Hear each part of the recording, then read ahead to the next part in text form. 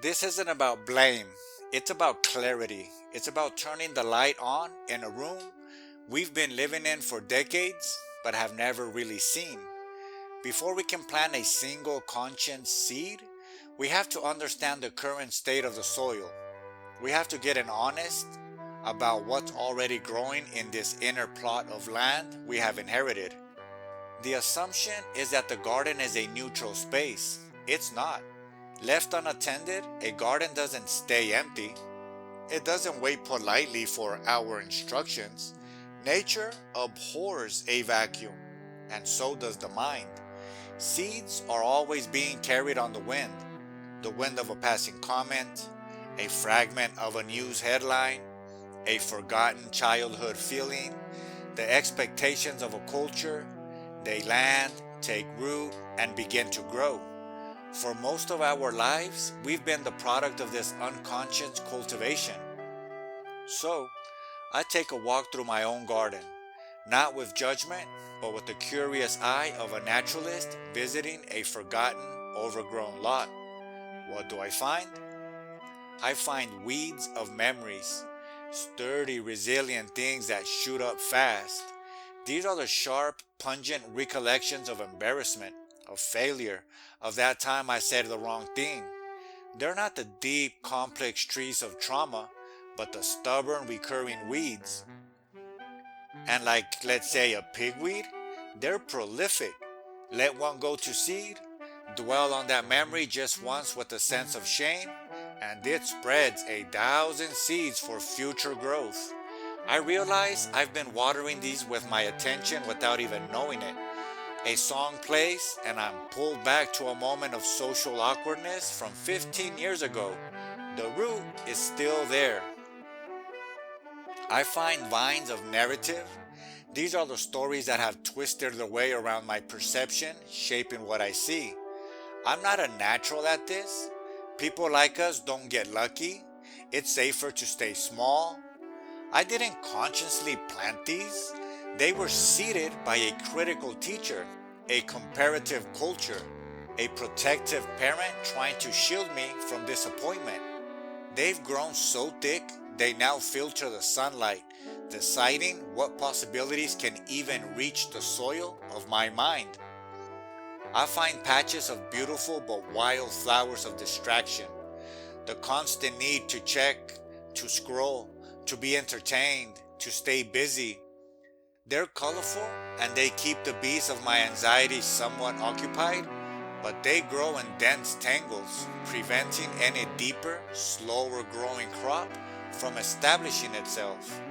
They are the cultivation of a fragmented attention. And in the corners, I find the old gnarled slumps of inherited beliefs. Things I absorbed about money, about power, about a successful life looks like. I never chose them.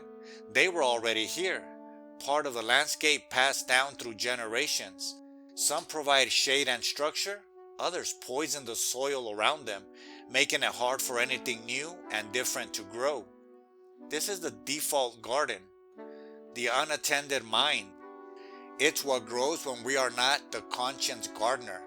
And here's the liberating ancient secret, one that old masters whispered through their metaphors.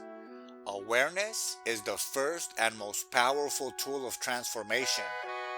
Simply walking the garden, naming the plants, there's the pigweed of not good enough.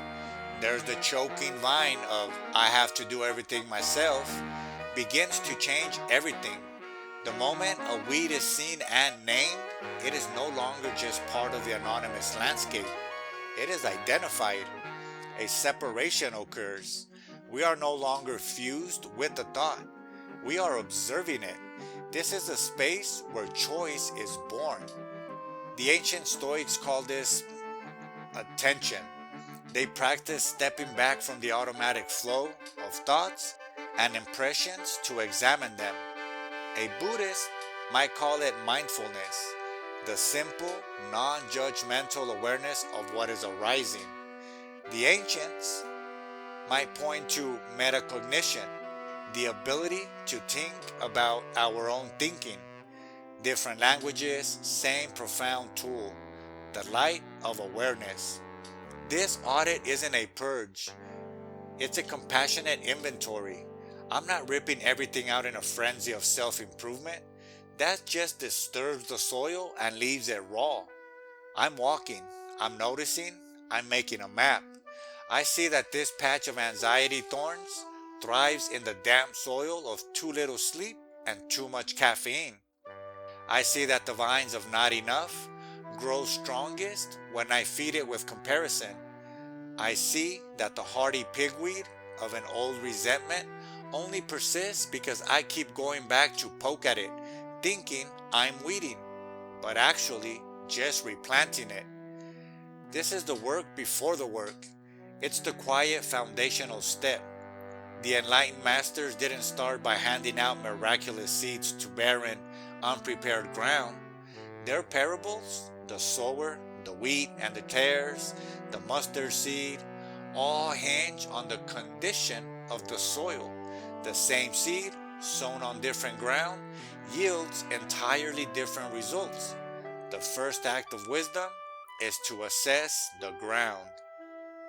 So that's where I am, kneeling in my own inner field, hands in the dirt, not to change anything just yet, but to truly know it, to feel its texture. Is it hard and packed down from years of running the same mental path? Is it thin and rocky, unable to hold the nutrients of a good idea? Is it rich and dark somewhere, waiting to be used? I am learning that the soil itself is alive. It's not a passive receptacle. It teems with microorganisms, the forgotten memories, the unseen influences, the subconscious drives. This audit is about beginning to understand that ecosystem, to see how the pigweed might actually be holding the soil in place in a strange way, and that simply yanking it might cause erosion. Perhaps it needs to be composted right where it is, transformed. The goal of this episode, of this quiet walk, is not a pristine garden. It's an honest one. It's the move from being lost in the garden to standing in the garden, aware of its contours, its life, its history. From this place of clarity, the next question naturally arises. Now that I see what is here, what do I choose to nurture? What do I, with gentle firmness, choose to starve? But that's for next time. For now, the task is simple, profound, and utterly revolutionary. Just look.